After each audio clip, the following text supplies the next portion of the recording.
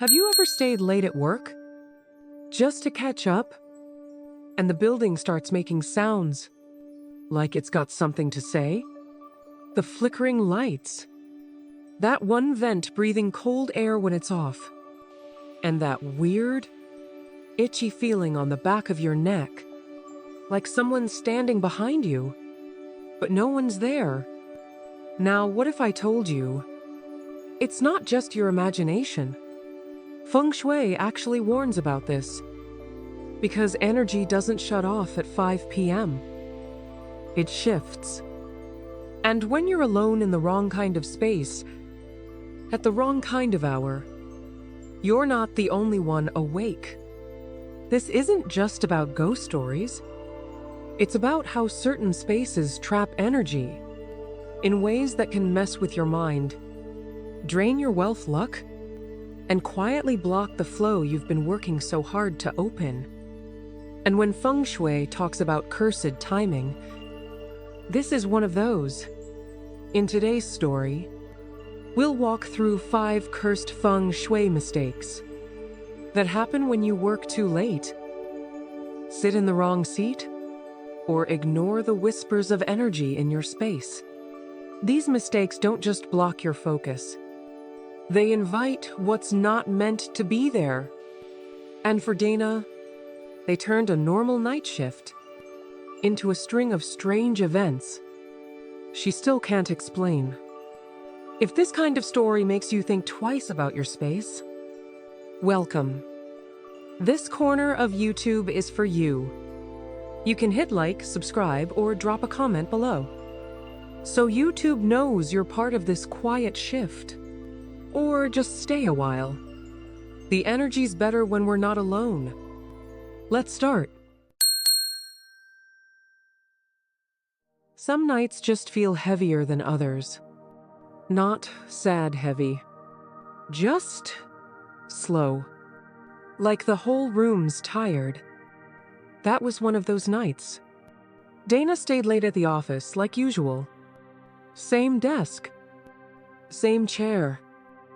Same hallway lights humming above her. But something was different. The air felt weird. Too still. Like even the building was holding its breath. That's the thing with energy. It doesn't need to shout to let you know it's off. Sometimes it just stops flowing. And the way her chair was facing? Straight into a corner. Back turned to the hallway. No real support behind her. No clear view ahead. In Feng Shui, that's called a blocked command position. And it's more than just bad posture. It messes with your energy in ways you don't notice until you feel it in your mood, your motivation, even your money flow. That night, Dana couldn't focus. Her brain kept drifting. She forgot basic things passwords, dates. She misclicked a payment and had to redo hours of work. Her shoulders ached like she'd been carrying something invisible. It didn't hit her then. But this setup, this simple chair in the wrong spot, was quietly draining her lucky flow. It was like cash energy was leaking out the back of her head and pooling behind her where she couldn't see. There's a reason Feng Shui says, where you sit shapes what shows up.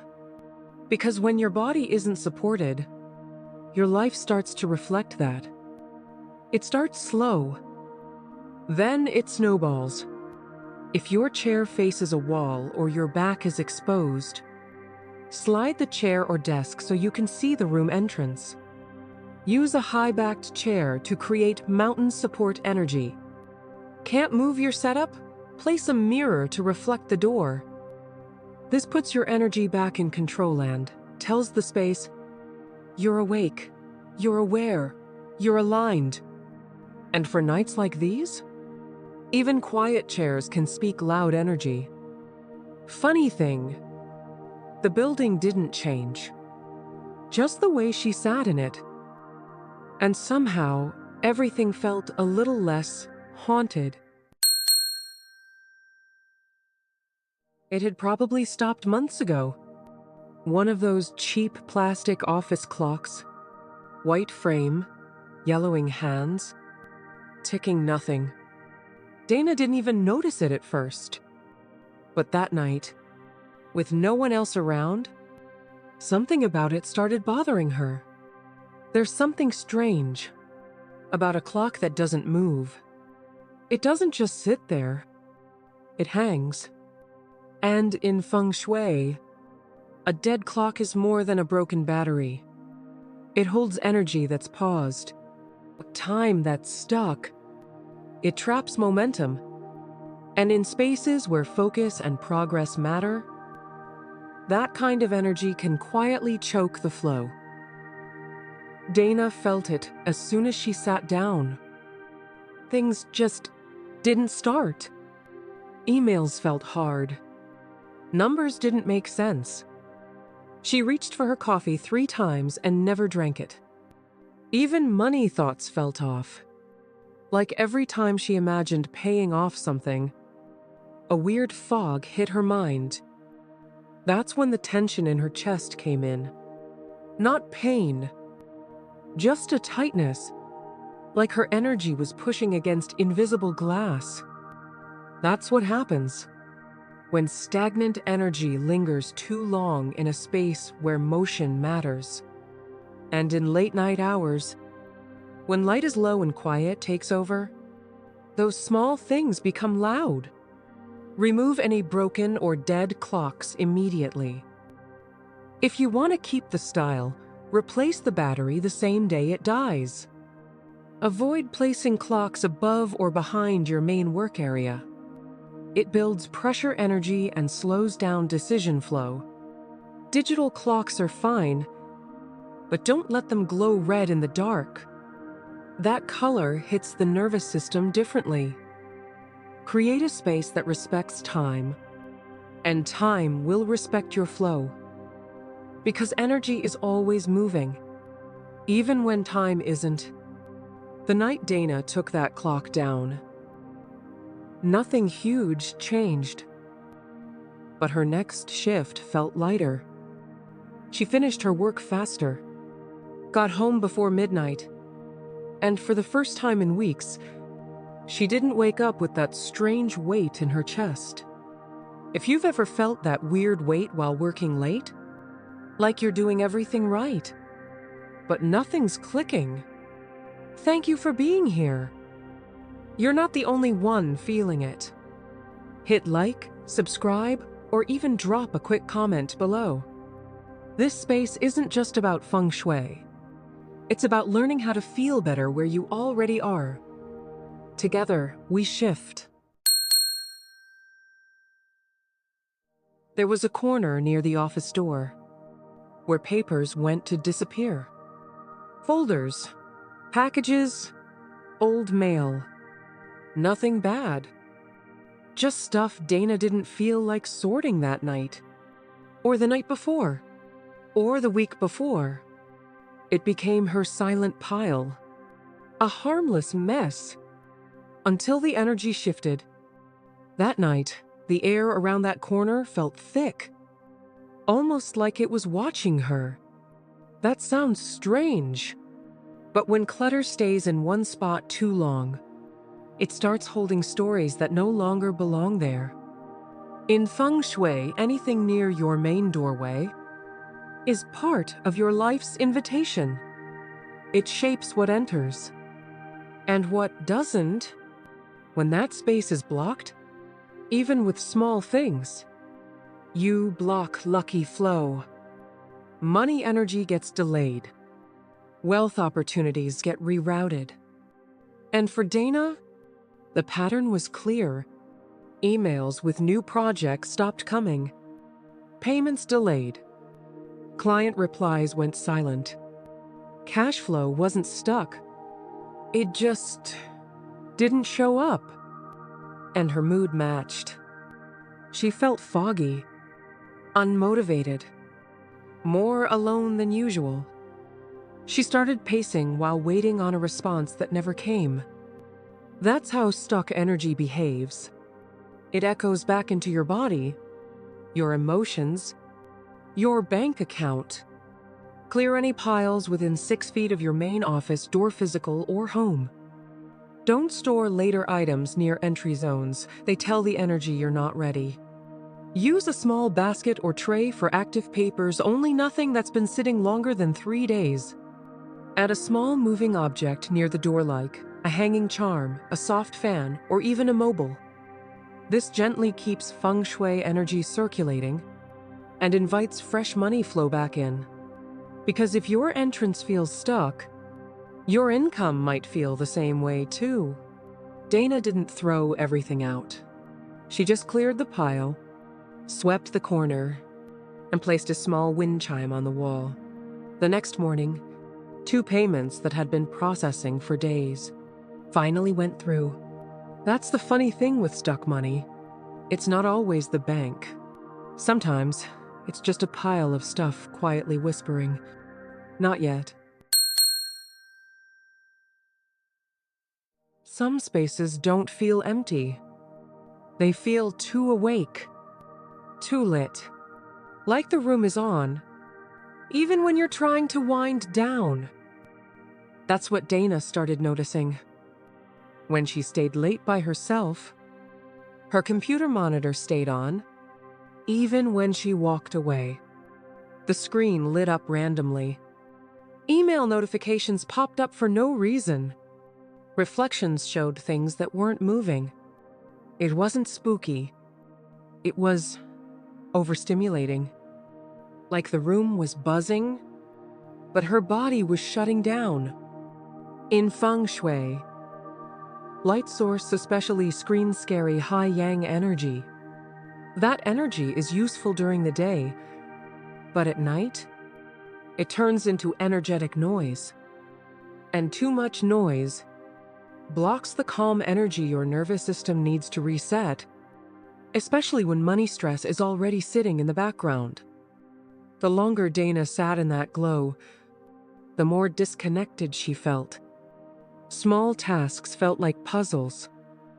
She got jumpy for no reason. Her focus skipped like a scratched CD. That's how fast energy imbalance works. When your external environment keeps firing, your internal system can't rest. And when that happens, your wealth energy doesn't just slow down, it scatters. Turn off all screens completely. When not in use, just let them go black.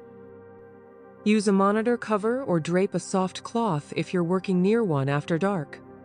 Shift to warm-toned lighting after sunset. Cool light extends stimulation and drains your night energy. Add a grounding element nearby, a plant, a small water feature, or even a weighted object like a stone bowl. This tells your space it's safe to slow down. And when your space slows down, your cash flow finds its rhythm again. Because wealth isn't built in noise. It's built in moments of clear, calm energy. Dana didn't throw away the screen. She just started treating it like fire. Useful, but needing boundaries. She turned off all devices when leaving, kept her lighting soft, and the weird flashes stopped. So did the tension in her chest.